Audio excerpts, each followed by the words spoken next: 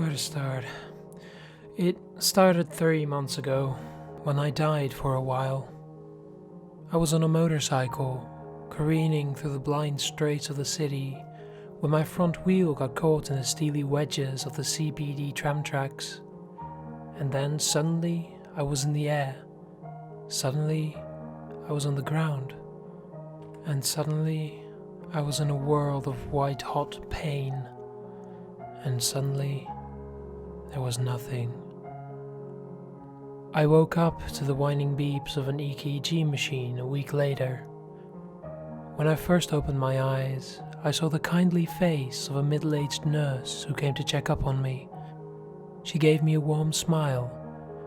"Welcome back to the world," she whispered. Over her head floated a jumble of letters in a ghostly white, words suspended in mid-air. It said April 3rd, 2019, 10:33 a.m. "What's that on your head?" I asked her. She patted her fingers gingerly over her hair. The letters remained in place, her hands melting through it like it wasn't there.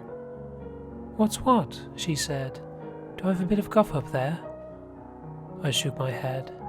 "Never mind," I said. "I was just imagining things." I went through the usual barrage of post-operative questions. How was I feeling? Was there any residual pain? Do I remember what happened? I gave them good answers as I wanted to get out of the hospital as soon as possible. My body was weak from a week of atrophy, but I felt strong enough to get myself home. When they asked if I wanted to call anyone, I said no, I wanted to surprise them. And it's true. I wanted to see my girlfriend, first and foremost. Still, there was the matter of the words that I was seeing. I didn't dare tell anyone. I wanted to avoid potential psy consults that was going to keep me inside. As I went through the hospital corridors, it quickly became apparent that everyone I saw had dates floating over their heads. They hung like timers to something I couldn't fathom. The elderly man on the next room greeted me, as his sign said February 16th, 2017. One of the bald-headed kids from the cancer ward had August 23rd, 2016, as his face was glued to a television hooked up to an old gaming console. The cute receptionist said December 16th, 2020. I collected my things, signed my release forms, and ambled my way towards the hospital exit. As the door swung open, I was immediately hit by the barrage of fresh outside air. It felt good. I had forgotten what non-disinfected air smelled like. I closed my eyes and spread my arms, like I was embracing the sunlight, the world anew. When I opened my eyes, a man walked past me. His sign said September 29, 2015, 11:15 a.m. That was today.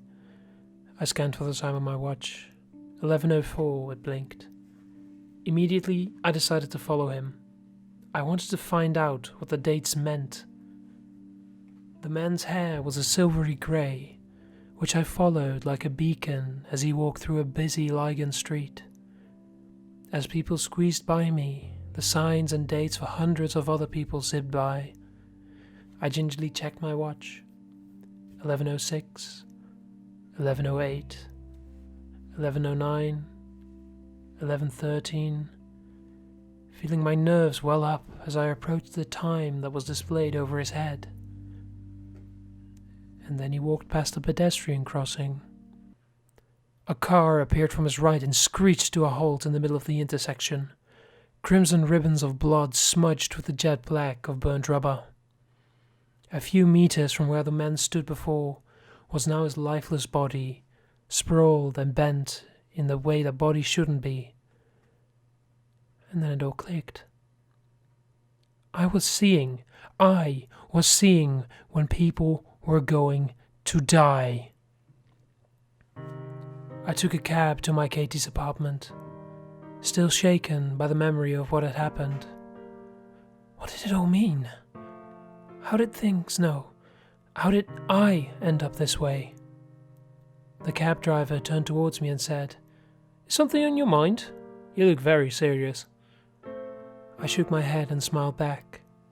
Over his head hung the letters, December 16, 2020. I surely couldn't go public with what I was experiencing. Nobody would believe me. That meant the risk of getting put back into the hospital for a psych consult. Or worse, being committed. I weighed the possibility of just keeping quiet about everything. Maybe slip back into normal life. Spend quiet days with my partner. That definitely sounded more appealing. The cab stopped just short of my girlfriend's apartment building's doors. I walked to the entrance and caught sight of her, carrying a grey plastic bag of groceries with headphones stuck in her ears. She dropped the bags when she saw me. Oh my god, Carl. Holy shit. She exclaimed as her lips opened to a wide smile and she ran towards me. Her eyes welled up in tears and I felt her forearms close at the back of my head. You fucking idiot. You should have called me to pick you up. She happily said as she kissed my cheeks again and again and again. It felt good to be next to her again, to feel the warmth of her face. But then, something froze my blood. She pulled herself at arm's length from me and said, "Is something wrong? Are you okay, babe?" The letters above her head glowed. October 10, 2015. She was going to die in 11 days. "Hey," I said, as Katie hunched over the stove. "You got anything planned on the next Sunday?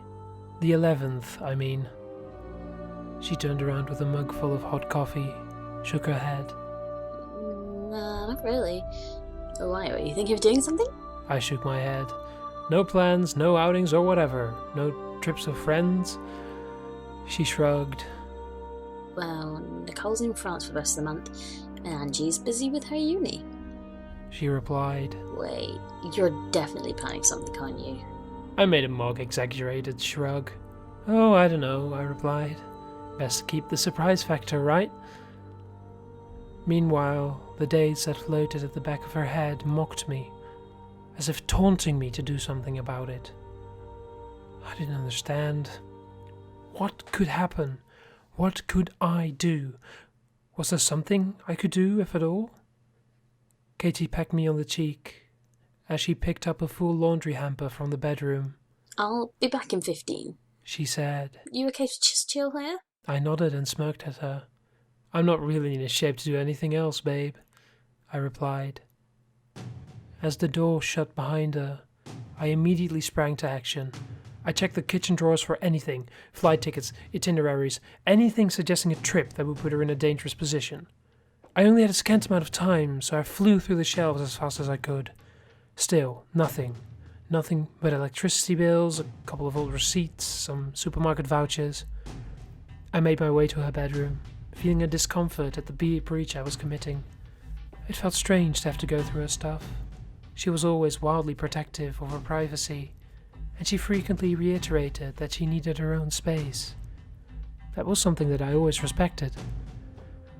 Nevertheless, my hands ruffled through her underwear drawer until I felt the touch of something that rattled. I cupped it with my fingers and held it close to my eye. A pill bottle of Valium? What the hell? I didn't know that she... I swung open the shelves of the bedside table and was suddenly taken aback by the sight of more medication. Sertraline, it said. A couple of prescription sheets, each containing words that were not new to me, but were new to what I knew about Katie. Diazepam. A receipt to payment for a psychiatric consult. Stop struggling, start living, one of the pamphlets said. I heard a rustling and turned around. There was Katie, her mouth agape, the empty hamper on the floor. I cannot fucking believe you. She screamed as she threw a fist towards my face. You piece of shit, Carl. I'm entitled to my fucking privacy. Look, Katie! What gives you the fucking right to... Katie, I can explain, please. Get out. Get the fuck out of my place. She said silently. Katie, please, baby. I know this looks bad, okay? I know how bad it looks, but I can... Fuck you. She said. She turned around and sunk into the lounge chairs, buried her face on her hands. She sobbed quietly. I felt my heart splitting in half. I know it's hard to believe, I began. But something happened to me when I was out.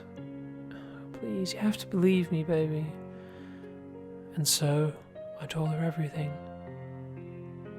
It took the rest of the afternoon. It was late into the night when she finally looked up at me. That's just so hard to believe, she said. But assuming it's true, I quickly replied, let's just play with the fact that it's legit. Okay. She nodded. And, just as a hypothetical, only as hypothetical, let's assume that the dates on your head are true. She nodded again. Is something wrong? I said.